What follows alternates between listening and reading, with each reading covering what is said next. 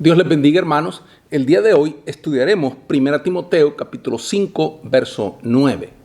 1 Timoteo capítulo 5, verso 9. Un solo verso. Dice así la palabra de Dios.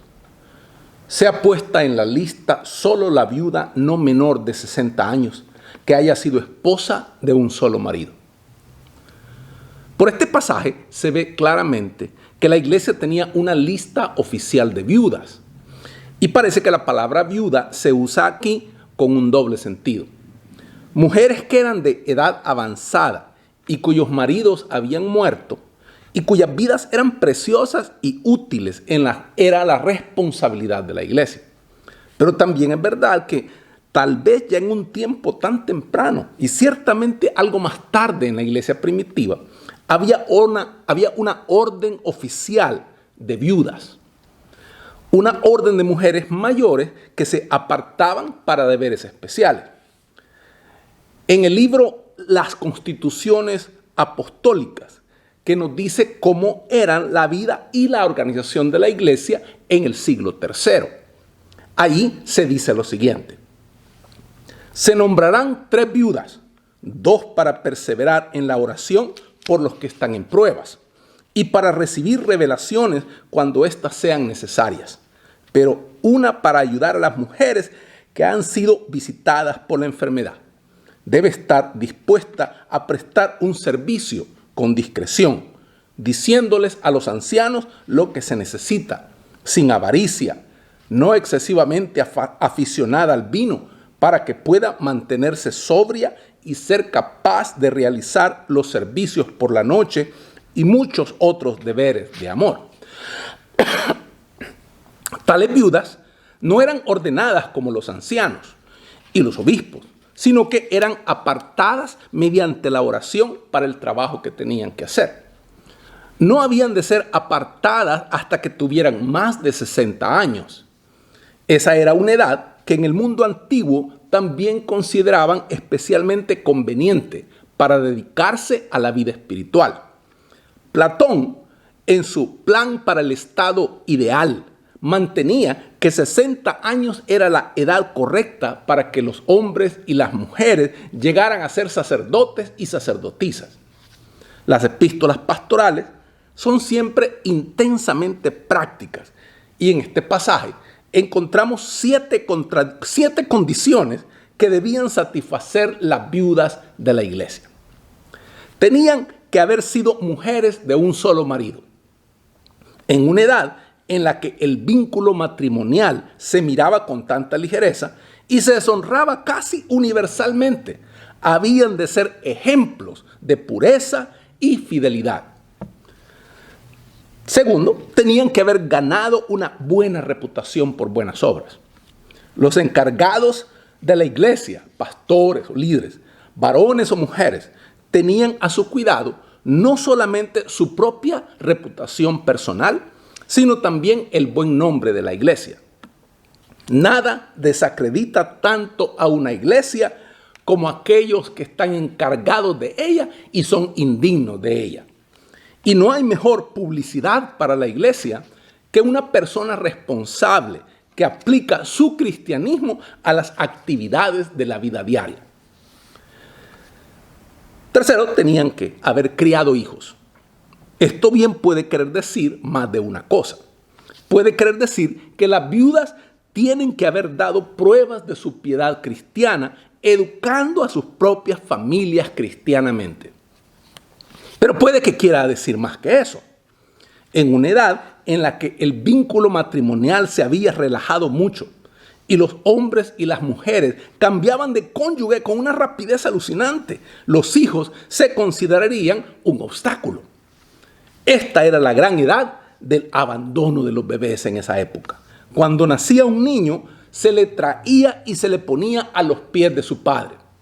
Si el padre se inclinaba y le levantaba, eso quería decir que le reconocía y que estaba dispuesto a aceptar responsabilidad por su crianza. Si el padre se daba la vuelta y se marchaba, al bebé se le arrojaba literalmente como si fuera una basura indeseable. Solía suceder que habían personas que recogían esos niños no aceptados y los recogían sin escrúpulo alguno. Y si eran chicas, si eran muchachas, si eran niñas, las criaban para emplearlas en burdeles.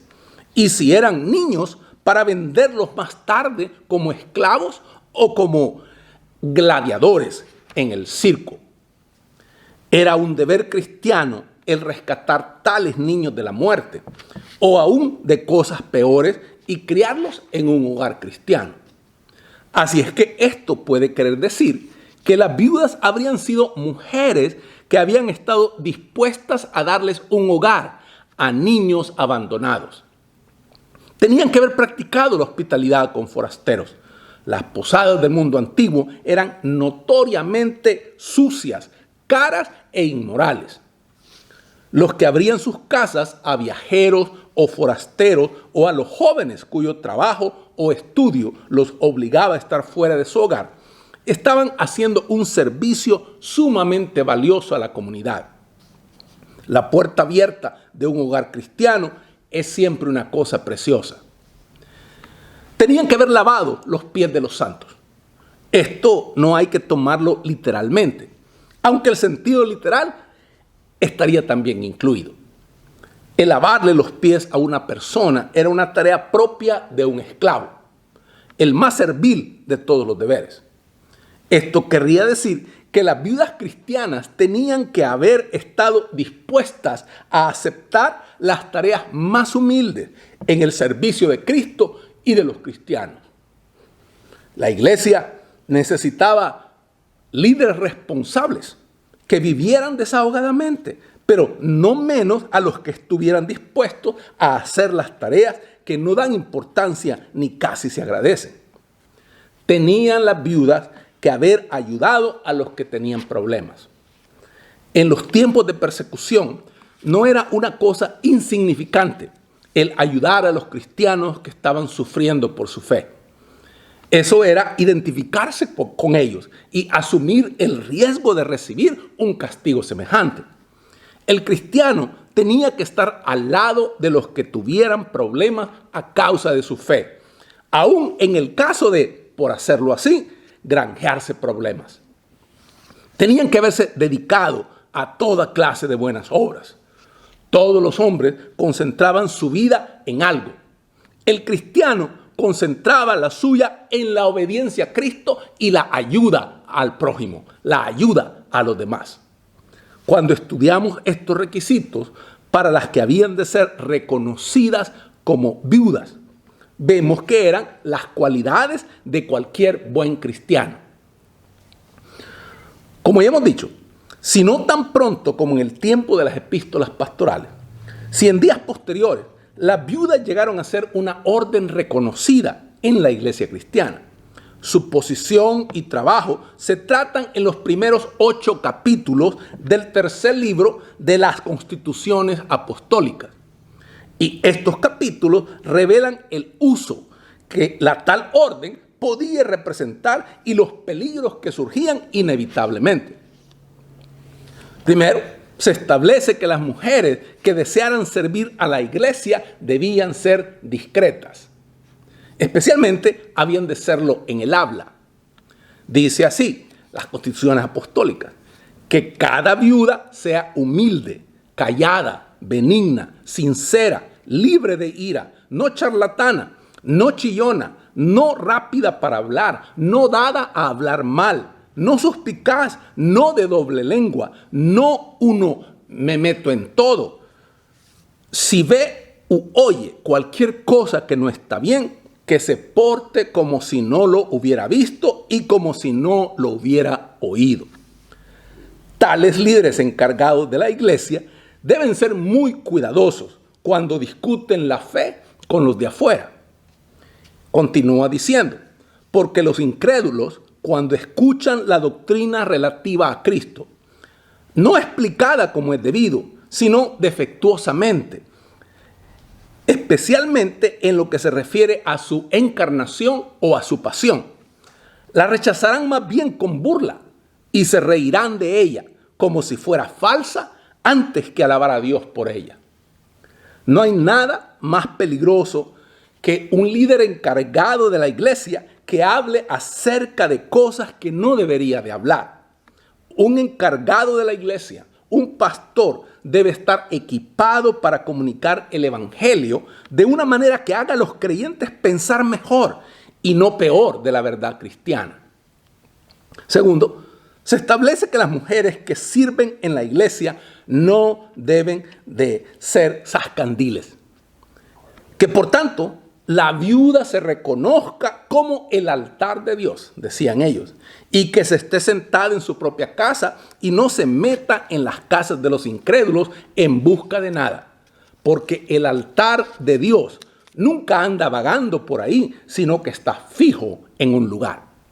Por tanto, que la virgen y la viuda sean tales que no anden vagando por ahí o entrando en las casas de los que son ajenos a la fe. Porque las que eso hacen son impúdicas, decían las constituciones apostólicas. La chismosa inquieta está mal equipada para servir a la iglesia. Tercero, se establece que las viudas que acepten la caridad de la iglesia no deben de ser ansiosas. Dice así la Constitución Apostólica. Hay algunas viudas que consideran que su negocio consiste en sacar beneficio. Y como piden sin vergüenza y no están nunca contentas con lo que reciben, hacen que los demás estén menos dispuestos a dar. Una mujer así está pensando en su mente a dónde se puede dirigir para obtener, o que una cierta mujer que es su amiga se ha olvidado de ella y ella tiene algo que decirle. Murmura de la diaconisa que distribuye la beneficencia diciendo: ¿es que no ves que yo estoy en más angustia y necesidad de tu ayuda? ¿Por qué entonces la has preferido a ella antes que a mí? Está muy feo tratar de vivir a costa de la iglesia más bien que para la iglesia. Cuarto, se establece que tales mujeres tienen que hacer todo lo posible para subvenir sus propias necesidades. Que haga cosas de lana y ayude a otras en lugar de ser ella la que necesite ayuda. La beneficencia de la iglesia no existe para hacer que las personas sean perezosas y dependientes. Quinto y último, tales mujeres no deben ser envidiosas ni celosas.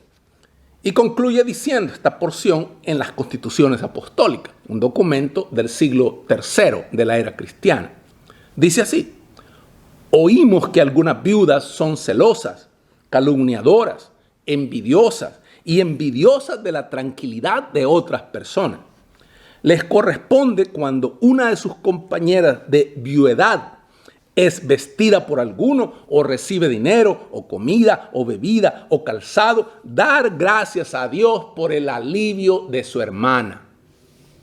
Aquí tenemos al mismo tiempo una descripción de las faltas de las que la iglesia suele estar llena y de las virtudes que deberían ser señales de la verdadera piedad cristiana, del verdadero amor cristiano.